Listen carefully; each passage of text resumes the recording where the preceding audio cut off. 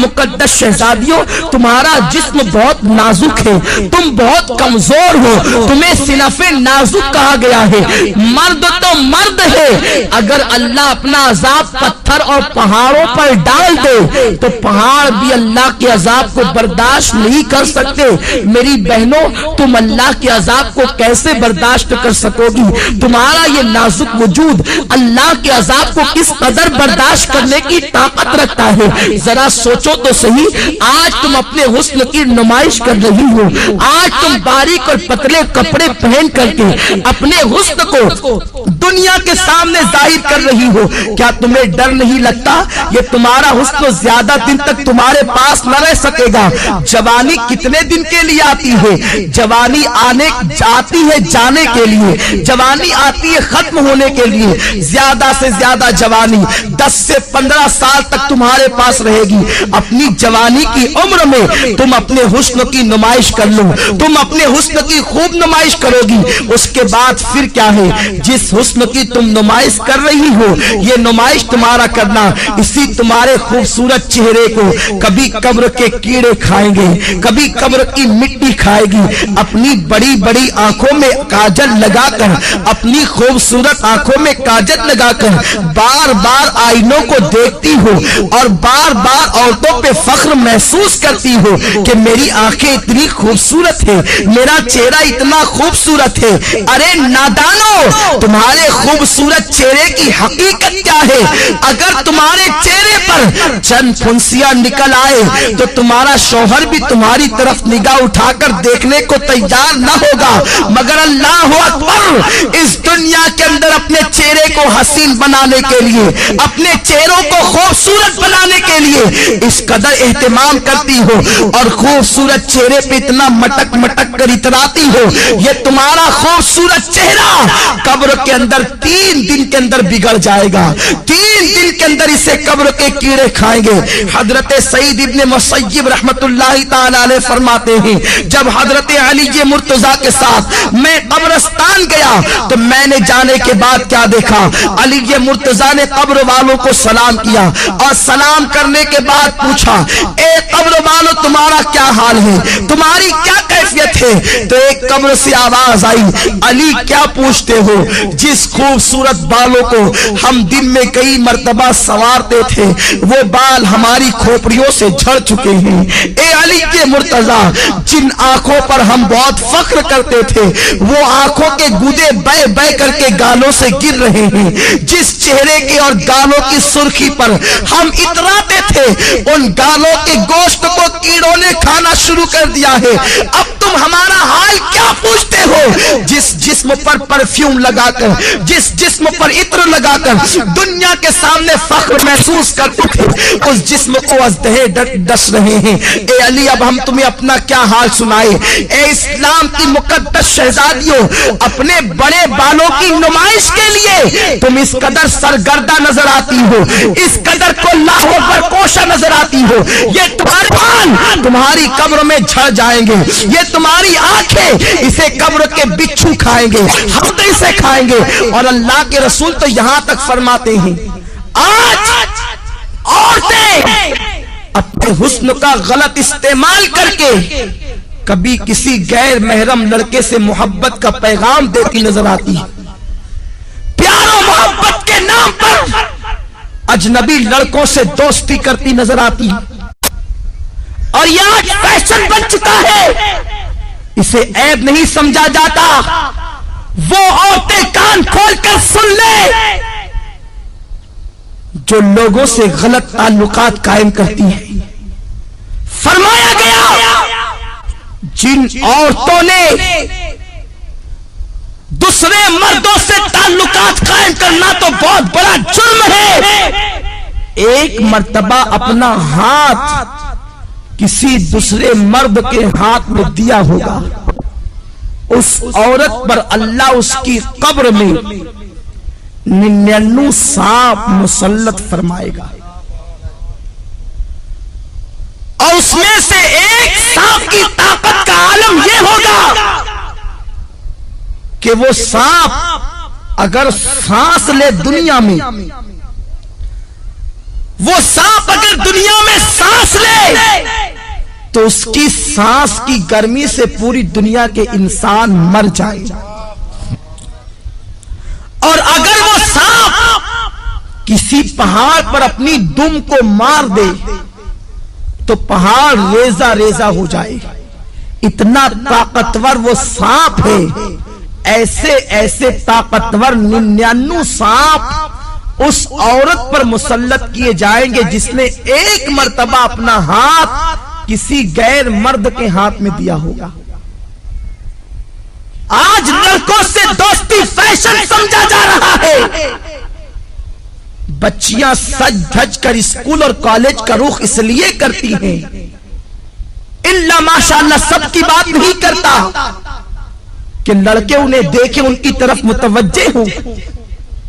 اللہ کے رسول صلی اللہ علیہ وسلم نے فرمایا، میں نے معراج کی رات ایک منظر دیکھا کہ آگ کی کینچی سے کچھ عورتوں کی جلدیں کاٹی جا رہی ہیں، آگ کی کینچی سے ان کی جلدیں کاٹی جا رہی ہے۔ جو خواتین آپریشن کو جانتی ہے اور جن کا آپریشن کسی مقام پر یہ کہاں ہوا ہے یا انہوں نے آپریشن کی داستان کو سنا ہوگا تو انہیں معلوم ہوگا کہ جب کسی کی جلد ڈاکٹر کاٹتا ہے تو پہلے اسے بے ہوش کرتا ہے، پھر بڑی نزاکت کے ساتھ ہلکے ہلکے انداز سے کاٹتا ہے، پھر جب ہوش آتا ہے تو انسان کتنا تڑپتا ہے، کتنا بے چین ہوتا ہے، کتنا بے قرار ہوتا ہے۔ بہت احتیاط کے ساتھ اگر بے ہوش کر کے انسان کی جلد کاٹی جائے تو انسان اتنا تڑپتا ہے۔ میری بہنوں ذرا سوچو تو صحیح کہ آگ کی کینچی سے کچھ عورتوں کی جلدیں کاٹی جا رہی تھی۔ غیب دار رسول صلی اللہ علیہ وسلم نے فرمایا، میں وہ منظر دیکھ کر بے قرار ہو گیا۔ میں نے پوچھا، جبریل یہ کون عورتیں ہیں اور ان پر یہ عذاب کیوں ہے؟ تو جبریل نے کہا، یا رسول اللہ یہ آپ کی امت کی وہ عورتیں ہیں جو اس لیے بن سنور کے گھر سے نکلتی تھی کہ مرد ان کی طرف راغب ہو اور ان کی طرف دیکھے، اس لیے انہیں اس عذاب میں مبتلا کیا گیا۔ اے اسلام کی مقدس شہزادیوں، تم مغربی تہذیب اور فیشن پر عمل کرنے کے بعد بہت زیادہ کامیاب نہیں ہو سکتی، بہت زیادہ کامران نہیں ہو سکتی۔ اور سنو، یہ دنیا ایسی بدترین جگہ ہے، یہ دنیا ایسا بدترین مقام ہے، یہاں کوئی کسی کا نہیں۔ جب تک تمہاری جوانی تمہارے پاس ہے، ہر آنے والا تمہارے قریب آنے کی سوچے گا۔ تمہارے حسن کو پھول کی طرح جو حسن اللہ نے عطا کیا ہے اس کو مل دینے کے بعد وہ ایسا غائب ہوگا کہ پھر تمہیں کہیں نظر نہیں آئے گا۔ آج کل یہ باتیں بھی سننے میں آ رہی ہے کہ یہ چیز بھی فیشن بنتی جا رہی ہے کہ ایک عورت شوہر کے ہونے کے باوجود دوسروں کی طرف نگاہ کرتی ہے، یا دوسروں کے بہلانے پھسلانے پر، کبھی زیور کے لالچ دینے پر، کبھی دولت کی لالچ دینے پر، کبھی کاروں میں اور بائک پر گھومنے کی لالچ دینے پر عورتیں پھسل جاتی ہے۔ دراصل غلطی عورتوں کی نہیں ہے، اس لیے کہ یہ بیچاری ناقص العقل ہے، بہت جلدی کسی کے پھندے میں آ جاتی ہے، بہت جلدی کوئی نے استعمال کر جاتا ہے، بہت جلدی کوئی نے یوز کر لیتا ہے۔ مگر میری بہنوں، میری بات کا برا نہ ماننا، میں تمہارے نبی کا نواسا اور تمہارا چھوٹا سا بھائی ہوں، میں تمہاری خیر خواہی کے لیے یہ باتیں عرض کر رہا ہوں، ورنہ عورتیں یہ نہ کہیں کہ منبر پر بیٹھ کر ہم سے یہ کیا باتیں کہی جا رہی ہے۔ میں یہ نہیں کہتا کہ اجتماع میں آنے والی ساری عورتیں بری ہیں، میں یہ باتیں صرف اس لیے کہہ رہا ہوں کہ جو بری عورتیں ہیں تم جا کر کے ان عورتوں کو یہ باتیں بتاؤ تاکہ وہ استعمال ہونے سے بچ جائیں، تاکہ وہ غلط کاموں سے بچ جائیں۔ میری بہنوں، میں تم سے پوچھنا چاہتا ہوں، تمہارے پاس جوانی زیادہ دن تک رہنے والی نہیں ہے، 10 سے 15 سال تک تمہاری جوانی تمہارے پاس رہے گی۔ اور سنو، اللہ کے رسول صلی اللہ علیہ وسلم نے فرمایا، عورتوں کا سب سے بڑا زیور عورت کی شرم و حیا ہے۔ جو عورت جتنی با حیا ہے وہ عورت اتنی زیادہ معزز ہے، وہ عورت اتنی زیادہ مکرم ہے۔ سنو، اگر تمہارا شوہر غریب ہے، اگر تمہارا شوہر بہت زیادہ نادار و مفلس ہے، تب بھی اسی شوہر کے ساتھ وفاداری کرو، اس کے ساتھ غداری مت کرو، अगर कोई इंसान कितना ही जेवर का लालच दे, कितनी दौलत का लालच दे, कितने ही कारों में बाइक पे घूमने फिरने का लालच दे, कभी किसी की तरफ निगाह उठाकर ना देखना। इसलिए कि अगर दुनिया के अंदर किसी के जेवर के लालच में फंसकर, अगर किसी दुनियादार इंसान की लालच में आकर तुम अपनी आबरू का सौदा कर बैठोगी, तुम अपनी इज्जत का सौदा कर बैठोगी, सब कुछ चला जाएगा, दुनिया में इज्जत भी चली जाएगी और आखिरत में तुम जहन्नम का ईंधन बनोगी। और अगर तुमने अपनी इज्जत को संभाल कर रखा, अपनी हया को संभाल कर रखा और गरीब शौहर के साथ तुमने वफादारी के साथ अपने शौहर के साथ वफादारी की, तो नबी का फरमान सुनो, मेरे आका फरमाते हैं जो औरत अपने गरीब शौहर के साथ वफादारी के साथ रहती है, अपनी आबरू का सौदा नहीं करती, ऐसी औरत को अल्लाह मेरी बेटी फातिमा के साथ बगैर हिसाब किताब जन्नत में दाखिल फरमाएगा। अब अगर तुम बगैर हिसाब किताब जन्नत में दाखिल होना चाहती हो सैयदा फातिमा के साथ, तो अपनी आबरू का सौदा न करना, किसी के लालच देने में न आना। ये जेवर क्या हैसियत रखते हैं, जेवरों की क्या हैसियत है, सोने चांदी की क्या हैसियत है, अच्छे लिबास की क्या हैसियत है, कारों की क्या हैसियत है, दुनियावी सवारियों की क्या हैसियत है। जब तुम्हारी मौत आएगी तो सुन लो, बुढ़ापे में मरना जरूरी नहीं है, जवानी में भी तुम्हें मौत आ सकती है। अल्लाह अकबर। जब तुम्हें मौत आएगी, अगर तुमने अपनी हया को बेचकर जेवरात हासिल किए होंगे, यही जेवरात तुम्हारे बदन से निकाल लिए जाएंगे। अच्छे अच्छे लिबास तुमने जो जमा किए होंगे, वो लिबास भी तुमसे छीन लिया जाएगा और तुम्हें क्या पहनाया जाएगा, सादा सा सिंपल सा 2 गज सफेद कपड़ा जिसे दुनिया कफन कहती है, वो कफन तुम्हारे बदन से लपेटा जाएगा। काफूर की वो गमगीन खुशबू तुम्हारे बदन से लगाई जाएगी। तुम्हारी सहेलियां आज जो तुमसे कहती है चल इस गुर्बत में क्या रखा है, इस गुर्बत में क्या रखा है, चल चल कर ऐश की जिंदगी गुजार।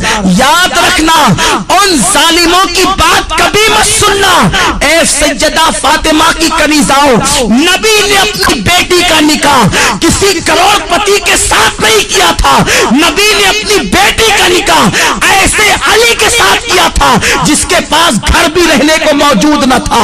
हजरत अली के में से मेरे आका कहते हैं, अली मैं फातिमा के साथ तुम्हारा निकाह करना चाहता हूँ। अली ऐसे थे, उस वक्त उनके पास महर देने के लिए पैसे भी न थे, कपड़े पहनाने के लिए पैसे भी न थे। अर्ज करते हैं या रसूल अल्लाह, न महर देने के पास मेरे पास पैसे हैं, न कपड़ा खरीदने के लिए मेरे पास पैसे हैं। हुजूर फरमाते हैं मेरी जीरा लेकर के जाओ, उसे बाजार में बेच दो और कपड़े खरीद करके लाओ और फातिमा का महर अदा करो। मैं पूछना चाहता हूँ, नबी चाहते तो अपनी बेटी का निकाह किसी दौलतमंद के साथ कर देते। बड़े बड़े दौलतमंद मेरे सरकार की बेटी का हाथ मांगने के लिए आए थे, मगर नबी जानते थे अगर मैंने अपनी बेटी का निकाह किसी दौलतमंद के साथ कर दिया तो मेरी उम्मत की बेटियों का क्या होगा, मेरी उम्मत की बेटियां जिंदगी कैसे गुजारेगी। नबी ने अपनी बेटी का निकाह एक गरीब अली के साथ करके दुनिया को बता दिया कि गरीब शौहर के साथ ईमानदारी और वफादारी के साथ अपनी जिंदगी को गुजार देना ये नबी की बेटी फातिमा की सुन्नत है, तमाम जन्नती औरतों की सरदार की सुन्नत है। मेरे आका अलैहिस्सलातु व तस्लीम की कनीजाओं, सैयदा फातिमा इतने गरीबी के आलम में अपनी जिंदगी को गुजारती थी कि अपने हाथों से चक्की खुद पीसती थी। चक्की पीसने से हाथों में छाले पड़ गए थे, मशकीजा बदन पर रख करके पीठ पर लाद कर मशकीजे से पानी लाती। नबी की शहजादी के पीठ पर उस मशकीजे के काले काले निशान पड़ गए थे। मेरी बहनों, तुम भी तो अच्छा लिबास पहनती हो, नबी की बेटी तो 72 पेवन लगी हुई एक चादर ओढ़ती थी और एक चादर के अलावा नबी की बेटी के पास दूसरी कोई चादर मौजूद न थी। तुम तो 3-3 मरतबा पेट भर करके खाना खाती हो, नबी की बेटी तो 3-3 दिन तक के फाके करती थी। क्या नबी की बेटी की जिंदगी तुम्हारे लिए नमूना नहीं है? क्या नबी की बेटी की जिंदगी तुम्हारे लिए उसमें हंसना नहीं है? जरा सोचो तो सही, तुम 3 मरतबा पेट بھر کے کھا کے اللہ اور رسول سے بے وفائی کرتی ہو، اور وہ 3 دن فاقہ کر کے اتنی نماز کی پابند تھی کہ 5 وقت کی نماز بھی پڑھتی، تہجد بھی پڑھتی، اور جب نفل نماز پڑھتی تو ایک سجدے کے اندر پوری رات گزر جاتی اور سبحان ربی الاعلیٰ کا ترانہ گنگناتی۔ جب فجر کی اذان سنتی تو حسرت کے ساتھ سر کو سجدے سے اٹھاتی اور کہتی اے اللہ تو نے رات اتنی چھوٹی بنائی کہ تیرے محبوب کی بیٹی فاطمہ دل کھول کے سجدہ بھی نہ کر سکی۔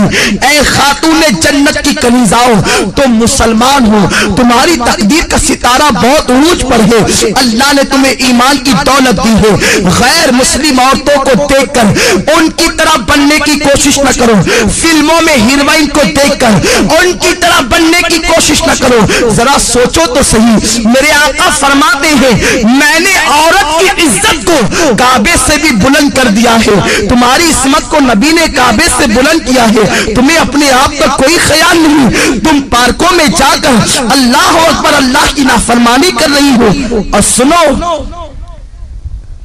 کوئی کہیں بھی جائے سب کی نگاہ سے تو چھپ کر تم گناہ کر سکتے ہو، اللہ کی نگاہ سے تم کبھی نہیں چھپ سکتے۔ قرآن کہتا ہے ان اللہ کان علیکم رقیبا، تم جہاں کہیں ہو اللہ تم پر سخت نگرانی فرما رہا ہے۔ دوسرے مقام پر میرے رب نے فرمایا واتقوا اللہ ان اللہ خبیر بما تعملون، اللہ سے ڈرو کہ وہ تمہارے ایک ایک پل کی خبر رکھتا ہے۔ اور یہ بھی سن لو میری بہنوں، اگر تم نے اللہ سے ڈر کر گناہوں سے توبہ کر لی تو اللہ کے رسول فرماتے ہیں جو اللہ سے ڈرتا ہے اللہ اسے سب سے بے نیاز کر دیتا ہے، اللہ محتاجی کو دور کر دیتا ہے۔ جو اللہ سے ڈرتا ہے اللہ اسے ایسی جگہ سے روزی عطا کرتا ہے جہاں پر اس کا گمان بھی نہیں جاتا۔ آؤ میں آپ کو استقامت فی الدین کے حوالے سے اور اللہ کے خوف کے حوالے سے ایک بڑی پیاری حکایت پیش کروں۔ امام یافعی علیہ رحمت و رضوان فرماتے ہیں میری بہنیں غور سے سنیں اور اللہ کا خوف اپنے دل کے اندر پیدا کریں۔ جب ایک عورت اللہ سے ڈر کر گناہوں کو ترک کر دیتی ہے تو اللہ اس کے مقام کو کتنا بلند فرما دیتا ہے۔ امام یافعی رحمت اللہ تعالی علیہ فرماتے ہیں 2 دوست تھے، دونوں میں بہت زیادہ پیار و محبت تھی، ایک دوسرے سے بڑی محبت کرتے تھے، مگر ایک نوجوان کی کیفیت یہ تھی کہ وہ جلتے ہوئے انگاروں میں ہاتھ ڈال دیتا، اس کے ہاتھ پر آگ اثر نہیں کرتی تھی، وہ جلتے ہوئے کڑاہوں میں ہاتھ ڈال دیتا، تیل کی کڑک اس کے ہاتھ پر اثر نہیں کرتی تھی، وہ بڑے بڑے انگارے ہاتھ سے پکڑ لیتا، آگ اس کے ہاتھ کو نہیں جلاتی تھی۔ لوگ حیران رہتے تھے آخر اس کے اندر خصوصیت کیا ہے، اس کی خاصیت کیا ہے کہ آگ اس کے ہاتھ پر اثر نہیں کرتی۔ ایک مرتبہ اس کا جو بہت زیادہ قریبی دوست تھا اس نے پوچھا یار ذرا یہ تو بتا آخر آگ تیرے ہاتھوں کو کیوں نہیں جلاتی ہے، تو آگ کو ہاتھ میں لے لیتا ہے، آگ تیرے ہاتھ پہ اثر کیوں نہیں کرتی ہے، یہ تو بہت تعجب کی بات ہے۔ اس نوجوان نے کہا یہ بہت بڑا راز ہے دوست، میں نہیں بتا سکتا۔ آخرکار اس نے بہت زیادہ پریشر کیا اور پھر اس دوست نے کہا سن لے، اگر تم میرے اس راز کی بات کو سننا چاہتا ہے تو سن۔ میری بہنوں سے کہتا ہوں میری بہنوں تم بہت غور سے اس حکایت کو سنو، شاید یہی حکایت آپ کی زندگی کے اندر انقلاب پیدا کر دے۔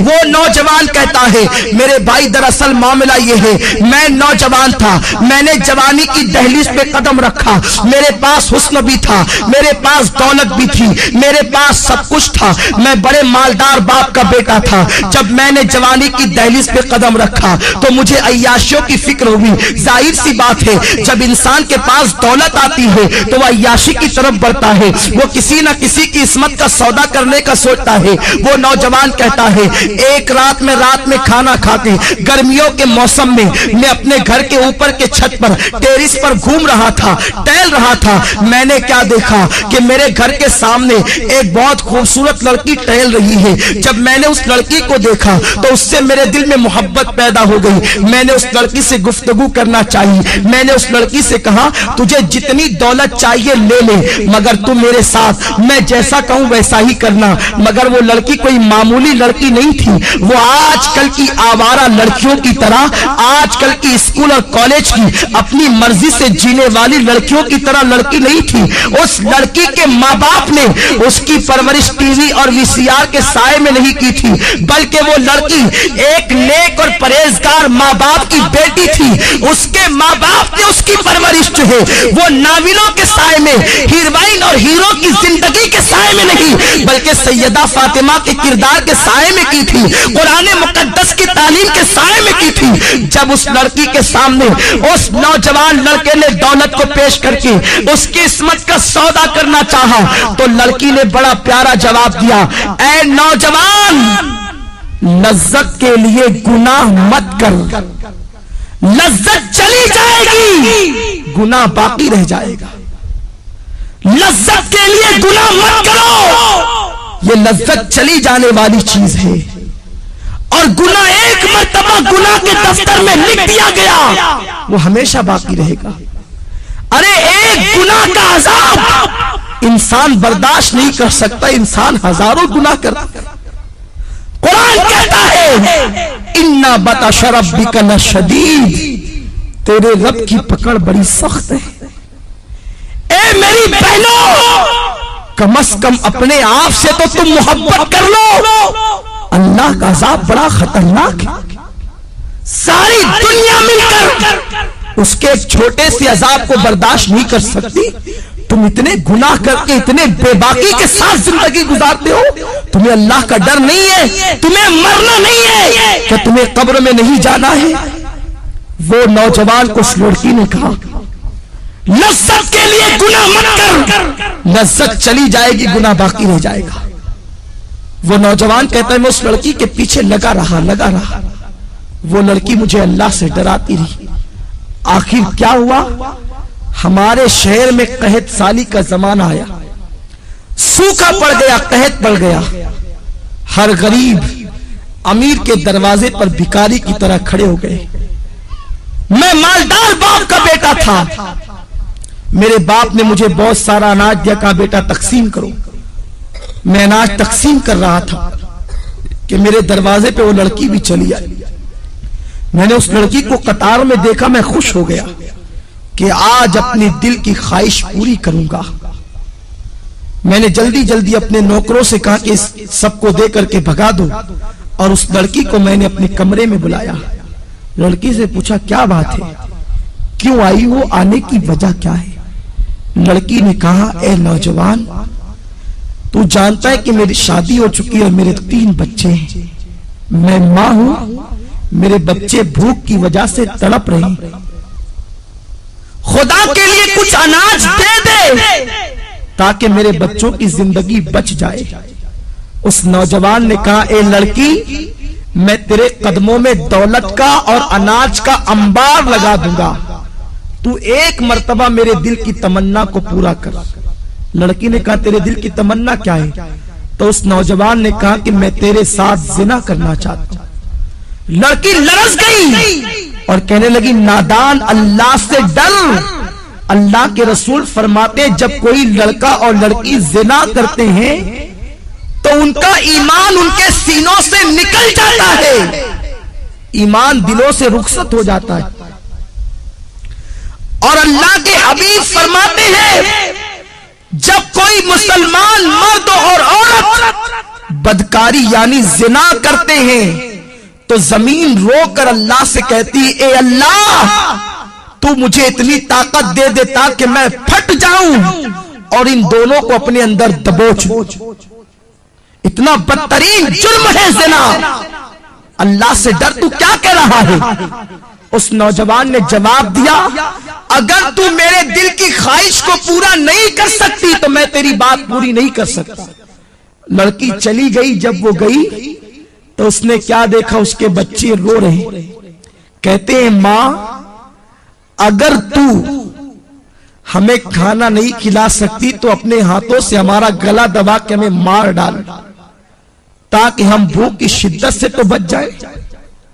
میری بہنوں ذرا سوچو، ایک ماں کے سامنے جب بچے زندگی اور موت کی بھیک مانگ رہے ہوں گے تو اس ماں کی ممتا نے کیا کہا ہوگا؟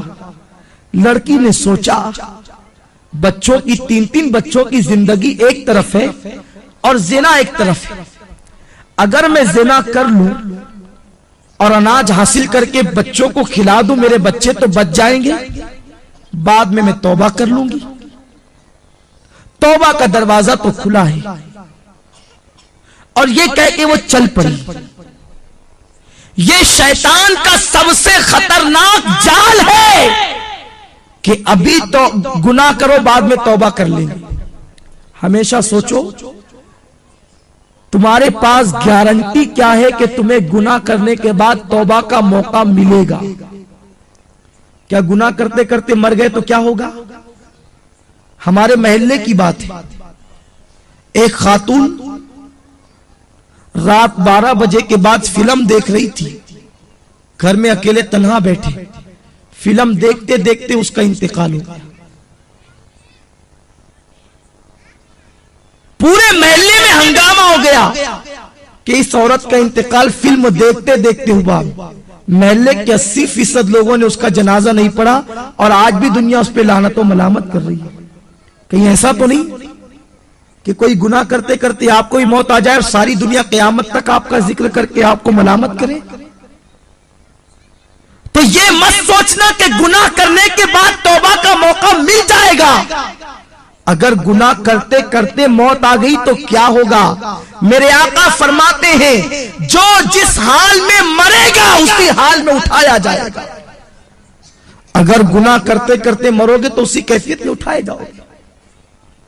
تو بہرحال وہ لڑکی چل پڑی۔ مختصر عرض کر رہا ہوں، رستے میں آئی تو اس لڑکی نے سوچا کہ اگر میں گناہ کر لوں اور بچوں کی زندگی نہ بچے تب، اگر اللہ چاہے تو وہ کھانے کے بعد بھی مر سکتے ہیں، ضروری تو نہیں کہ کوئی بھوکا ہی مرے، کھانے کے بعد بھی بچے مر سکتے ہیں۔ تو بچوں کی زندگی کے لیے اپنی عصمت پر داغ کیوں لگاؤں؟ جس رسول کے صدقے مجھے عزت ملی، وقار ملا، زندگی ملی، میں اس رسول کا دل کیوں دکھاؤں؟ یہ سوچ کر وہ گئی اور نوجوان سے کہا میرے بچوں پہ رحم کر کے کچھ دے دے۔ تو اس نے کہا تو میری دل کی خواہش پوری کر، میں تیری خواہش پوری کر دوں گا۔ لڑکی نے کہا اے نوجوان کان کھول کے سن لے، اپنے ایک ایک بچے کو بھوک سے تڑپ تڑپ کر مرتا دیکھنا تو گوارا کر لوں گی، مگر نبی کی نافرمانی نہیں کروں گی، کبھی گناہ کی طرف نہیں جاؤں گی۔ یہ کہہ کر وہ لڑکی پلٹ گئی اور آ کر حضرت فاطمہ کی سنت کو ادا کیا، وضو کیا اور سر سجدے میں رکھ کر کہتی ہے مولا تو نے کہا ہے گناہ سے بچنے کے لیے میں بچ گئی، اب میرے بچوں کی زندگی بچانا تیرے کرم کا کام ہے۔ ادھر یہ دعا کر ہی رہی تھی، ادھر دروازے پہ دستک ہوئی، دروازہ کھول کے دیکھا تو وہی نوجوان اپنے نوکروں کے ساتھ کھڑا ہے، اس کے ہاتھوں میں بہت سارے روپیوں کے تھال اور اناج موجود ہے، کھانا موجود ہے۔ لڑکی نے کہا کیا بات ہے، کیوں آئے ہو؟ اس نوجوان نے کہا اے عورت تو غریب بھوکی پیاسی ہو کر اللہ سے اتنا ڈرتی ہے تو مجھے مالدار ہو کر اللہ سے کتنا ڈرنا چاہیے۔ میرا دل تیرے تقوی اور پرہیزگاری کی وجہ سے بدل گیا، آج کے بعد میں تجھے اپنی بہن مانتا ہوں، سارے ناپاک ارادوں سے میں نے توبہ کر لی، یہ لے میری طرف سے تحفہ قبول فرما اور اپنے بچوں کو کھلا دے۔ اس لڑکی نے کہا رک جا، پھر سجدہ کیا اور کہتی ہے اے اللہ یہ نوجوان اگر اپنے قول میں سچا ہے، یہ اگر صحیح کہتا ہے تو یہ تیری بندی تیری بارگاہ میں دعا کرتی ہے، کہ تو اس پر دنیا کی آگ بھی حرام کر دے اور جہنم کی آگ بھی حرام کر دے۔ وہ نوجوان کہتا ہے وہ اللہ سے ڈرنے والی بندی کی دعا کا اثر ہے کہ جیسے میں آگ میں ہاتھ ڈال دیتا ہوں تو آگ میرے ہاتھوں پر اثر نہیں کرتی، اس کی دعا میں اتنی تاثیر کہ اس نے مجھے دعا دے دی تو میں دنیا کی آگ کو پکڑتا ہوں تو آگ میرے ہاتھوں پر اثر نہیں کرتی۔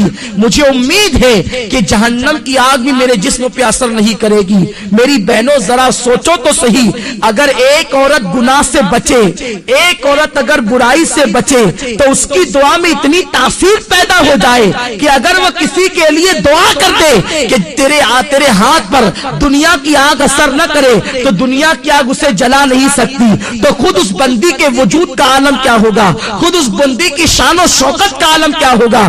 تو میری بہنوں تم اپنے مقام کو پہچانو، تم نبی کی امتی ہو، تم سرکار کی کنیز ہو، تم سیدہ فاطمہ کے نقش قدم پر چلنے کے لیے پیدا کی گئی ہو۔ اپنی عصمت و آبرو کو سمجھو اور اپنی آبرو کا سودا نہ کرو۔ اور چلتے چلتے آخری بات بتا دوں، اگر کوئی میری بہن غلطی سے کوئی گناہ کر چکی ہے تو وہ پریشان نہ ہو، آج بھی توبہ کا دروازہ کھلا ہوا ہے، صدق دل سے توبہ کر لو۔ ابھی تھوڑی دیر کے بعد یہاں پر دعا ہوگی، ذکر ہوگا، اس میں چند آنسو بہا کے توبہ کر لو، اللہ تمہاری توبہ کو قبول فرما لے گا۔ میرے آقا فرماتے ہیں التائب من الذنب کمن لا ذنب لہ، کہ گناہ سے توبہ کرنے والا ایسا ہے جیسے اس نے گناہ کیا ہی نہیں۔ اور اللہ فرماتا ہے واللہ یحب التوابین، کہ بے شک اللہ تبارک و تعالی توبہ کرنے والوں کو اپنا محبوب بنا لیتا ہے۔ ان اللہ یحب التوابین، بے شک اللہ توبہ کرنے والوں کو اپنا محبوب بنا لیتا ہے۔ تو میری بہنوں توبہ کر لو، توبہ کا دروازہ اب بھی کھلا ہے۔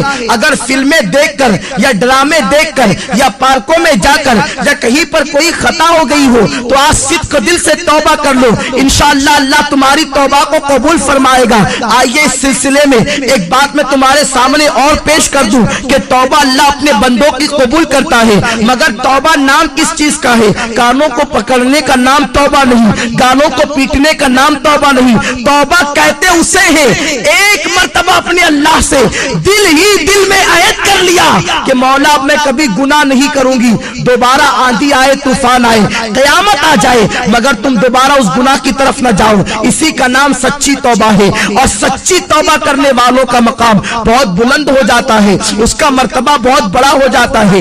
آج میں آپ کو بتاؤں، حضرت ذوالنون مصری علیہ رحمت و رضوان کے دربار میں ایک کچھ محلے کے لوگ آئے اور آنے کے بعد کہتے ہیں اے ذوالنون مصری، ہمارے محلے کے اندر ایک رقاصہ آئی ہے، ایک ناچنے والی آئی ہے، ایک ڈانس کرنے کے لیے آئی ہے، اور نوجوان جاتے ہیں اور رات بھر اس کے ساتھ بدکاری کرتے ہیں، اس طریقے سے وہ ماحول خراب کر رہی ہے، پورے محلے کا معاشرہ تباہ ہو رہا ہے۔ میری بہنوں ذرا غور سے سنو، اللہ کیسا کریم و رحیم ہے، اللہ کیسا ستار و غفار ہے۔ حضرت ذوالنون مصری اللہ کے ولی تھے، اللہ اکبر۔ جب ان کے دربار میں محلے کے لوگ آئے کہ محلے میں گناہ ہو رہا ہے، ایک عورت تباہی مچا رہی ہے، نوجوان کھچے کھچے اس کی طرف جا رہے ہیں، اسے محلے سے نکال دو، اللہ اکبر۔ مگر سنو، اگر کوئی گناہ کرے تو اسے محلے سے نکالنے کی کوشش نہ کرنا، گناہ کرنے والوں کو کبھی حقیر مت سمجھو، ہمیں گناہ سے نفرت کرنے کا حکم دیا گیا ہے، گنہگار سے نفرت کا حکم نہیں دیا گیا، ہمیں مرض سے نفرت کا حکم دیا گیا ہے، مریض سے نفرت کا حکم نہیں دیا گیا۔ گناہ مرض ہے، گناہگار مریض ہے، اگر تم مریض سے نفرت کرو گے تو گنہگاروں کا علاج کون کرے گا؟ میرے آقا نے تو بڑے بڑے گنہگاروں کو سینے سے لگایا، ہمیں کیا حق بنتا ہے کسی گنہگار کا گناہ اوپن کر کے اس کا مذاق اڑانے کا؟ تو میری بہنوں، اگر تمہارے محلے کے اندر کوئی عورت گناہ کرتی ہوئی پکڑی جائے یا کوئی عورت کسی کا گناہ تمہارے سامنے اوپن ہو جائے تو اس کی تشہیر مت کرنا، بلکہ اس کے قریب جا کر اس کی اصلاح کرنے کی کوشش کرنا، اسے گناہ سے روکنے کی کوشش کرنا۔ حضرت ذوالنون مصری کی بارگاہ میں محلے کے لوگ آ کر کہتے ہیں اس رقاصہ کو نکال دو۔ اس زمانے زمانے کے لوگ کتنے حساس تھے, کتنے متقی اور پرہیزگار تھے کہ ایک عورت گناہ کرنے کے لیے آئی تھی, پورا محلہ مخالفت کر رہا تھا. یہاں تو پورا محلہ کے محلہ گناہ کرتا ہے, کوئی مخالفت کرنے والا نہیں, کوئی منع کرنے والا نہیں. بہرحال حضرت ذوالنون مصری نے فرمایا وہ عورت فاحشہ ہے نا, وہ عورت بدکارہ ہے نا, وہ عورت زنا کرواتی ہے, وہ عورت بدکاری کرتی ہے, ٹھیک ہے تم چلے جاؤ, انشاءاللہ میں اس کا علاج کر دوں گا. اس کے بعد حضرت ذوالنون مصری رحمت اللہ تعالی علیہ جاتے ہیں اور جانے کے بعد اس کے دروازے پر بیٹھ جاتے ہیں. جب اس کے دروازے پر بیٹھ جاتے ہیں محلے کے جتنے لڑکے آتے ہیں ذوالنون مصری جیسے ولی کو دیکھ کر بھاگ جاتے ہیں. حضرت ذوالنون مصری ان نوجوانوں کو سمجھاتے ہیں برائی نہ کرو, یہ بہت بری چیز ہے, اس سے روزی ختم ہوتی ہے, اس سے چہرہ مسخ کیا جاتا ہے, اس سے چہرہ بدل جاتا ہے, اس سے انسان تباہ ہوتا ہے, اس سے انسان بدنام ہوتا ہے, اس سے انسان کی زندگی کم کر دی جاتی ہے. غرض کے زنا کی برائیاں وہ بتا رہے ہیں. وہ عورت سج دھج کے گھر میں بیٹھی ہے کہ آج میرے یہاں کون آتا ہے. سارے لڑکوں کو شام ہی سے ذوالنون مصری نے رخصت کر دیا اور اس کی کنیز جب دروازے پر آئی تو ذوالنون مصری اس سے کہتے ہیں تیری مالکہ سے کہنا آج تجھ سے ملنے کے لیے ذوالنون آ رہا ہے, ایک رات کی قیمت کیا ہے. وہ لرز گئی کہ حضرت ذوالنون مصری اتنے بڑے ولی کہلاتے ہیں اور وہ میری رات کی قیمت پوچھ رہے ہیں. کنیز نے آ کر بہرحال بتا دیا. حضرت ذوالنون مصری اتنی قیمت لے کر کے گئے اور اس لڑکی سے کہتے ہیں میں تو یہ قیمت دے رہا ہوں, اب رات بھر تمہاری میرے قبضے میں ہے, رات بھر تمہاری میرے پاس ہے, جیسا میں کہوں گا تمہیں ایسا ہی کرنا پڑے گا. لڑکی نے کہا میرا کام تو دولت کمانا ہے, تم جو کہو گے میں وہی کروں گی. اس کے بعد حضرت ذوالنون مصری نے اس کو پیسے دیے اور فرمایا آج کی تیری رات میرے لیے ہے. فرماتے ہیں بیٹی اسلام کی بیٹی ہر بیٹی اسلام کی بیٹی ہوا کرتی ہے, یہ تو نے جو قیمت لی ہے اب جلدی سے جا کے غسل کر اور یہ نیا لباس میری طرف سے پہن لے. اس لڑکی نے غسل کیا, لباس پہنا. وہ عجیب عجیب سوچ رہی تھی کہ میرے ساتھ ذوالنون جیسا بوڑھا کیا کرے گا. حضرت ذوالنون مصری رحمت اللہ تعالی علیہ اس لڑکی سے کہتے ہیں بیٹی آج رات تجھے کچھ نہیں کرنا ہے,